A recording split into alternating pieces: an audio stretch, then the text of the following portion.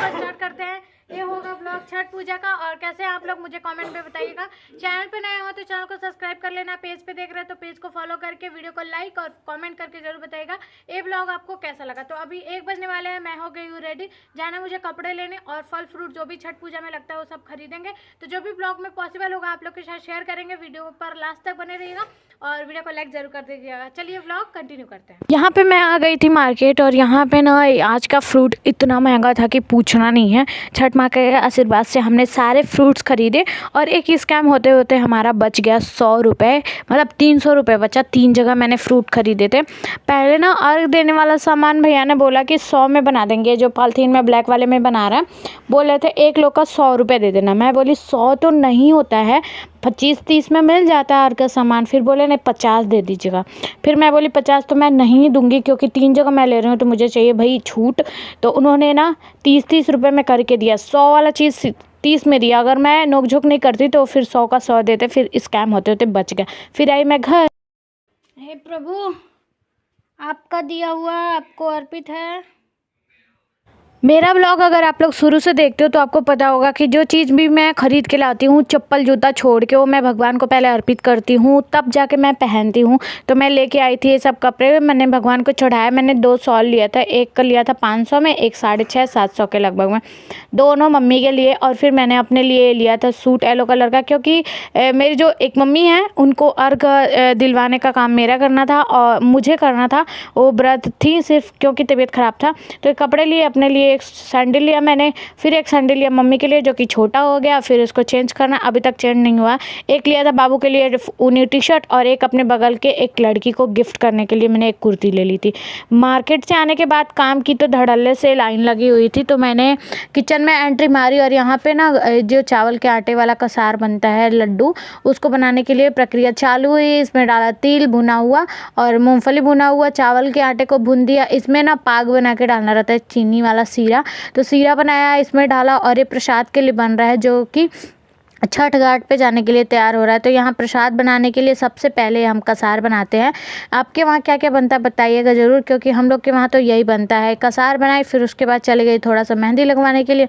बस दोनों हाथ पे पीछे ही लगवाई, क्योंकि टाइम का बहुत इशू था और मैं बहुत थक गई थी। बहुत काम का हेडक हो रखा है दिवाली से लेके, और अभी तक का बहुत काम का प्रेशर था। तो मैंने मेहंदी थोड़ी सी लगवाई, आई घर सो गई। और ये भोर में मैं जगी थी 5 बजे, और जग के तुरंत नहा ली थी, क्योंकि रात में ही झाड़ू नहीं, बर्तन वर्तन किचन उचन साफ़ करके सो गई थी। सुबह उठ के पोछा लगाया, फिर फटक से नहा के आटा गूँथ ली, क्योंकि हमको बनाना था सुबह में प्रसाद के लिए, महाप्रसाद के लिए पूड़ियाँ और ठेकुआ। तो पूड़ी के लिए आटा लगाया, पूड़ी बनाया, उसके बाद से ठेकुआ के लिए सारा मेजरमेंट तैयार किया और उसका आटा लगाया, फिर ठेकुआ बनाया। यहाँ पे पहले पूड़ियाँ निकाल लेते हैं गर्मा गर्म। ये महाप्रसाद वाली पूड़ी है। और सुबह के ना 6 बजने वाले थे आई थिंक, नहाते धोते और काम करते बहुत टाइम लग गया। तो 6 बजे मैंने पूड़ियाँ बनाई। और आपको बताऊँ ना, मैं छठ व्रत करने, हम लोग हमारा फैमिली छठ व्रत करने अपने दूसरे वाले गांव से पहले वाले गांव जाता है मेरा, कि जैसे कि 2 गांव हैं। तो यहाँ से मैं भोग बना के प्रसाद ले जा रही थी, क्योंकि वहाँ जाने के बाद फिर खाना जो बना था किचन साफ़ करो, फिर प्रसाद बनाओ, दिन भर ये लग जाता है। तो मैंने सोचा कि यहीं से करते हैं।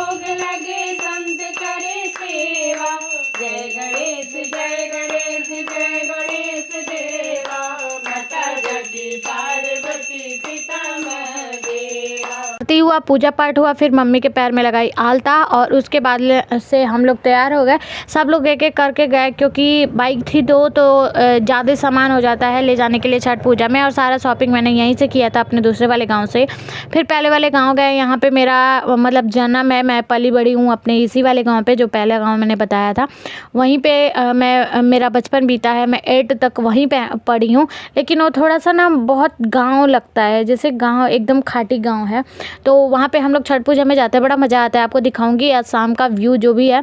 तो ये आंटी को मैं लेके गई थी थोड़ी हेल्प के लिए अपने इस वाले गांव से। तो इनके साथ हेल्प के थ्रू मैंने सारे फ्रूट्स धुले जाते जाते, और सब फ्रूट मैं लेके गई थी। कुछ मुझे ख़रीदना नहीं था, सिर्फ हम लोग को तैयार होना था और जाना था घाट।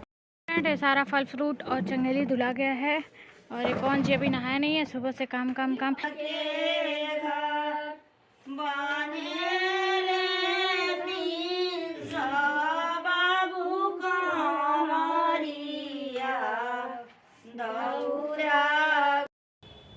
तैयार हो गए। उसके बाद से एक डाल को लेके मम्मी और भाई को जाना था पहले शाम के टाइम में। और आज ना इस वाले छठ पूजा पे हम लोग के वहाँ कोसी भराया, क्योंकि हमारे दोनों भाइयों का जब जनेऊ हुआ ना तो कोसी वाला जो कार्यक्रम होता है वो नहीं होता है हमारे वहाँ। यूपी बिहार में अक्सर कर मैं देखती हूँ कि जब भी कोई घर में शुभ काम होता है, बड़ा काम होता है, शादी वगैरह, तो उसके बाद जो छठ पूजा पड़ती है उसमें कोसी भराई का रस्म होता है। तो इस बार ना जब हुआ हम लोग के भाई का उपनयन संस्कार मतलब कि जनेऊ, तो कोसी वाला जो काम है वो 1 साल तक पेंडिंग रह गया। फिर इस साल प्रोग्राम बना कि चलिए इस साल ये वाली पूजा कर लेते हैं। तो यहाँ हम लोग घाट पे पहुँच रहे हैं। बहुत अच्छा हमारा घाट है।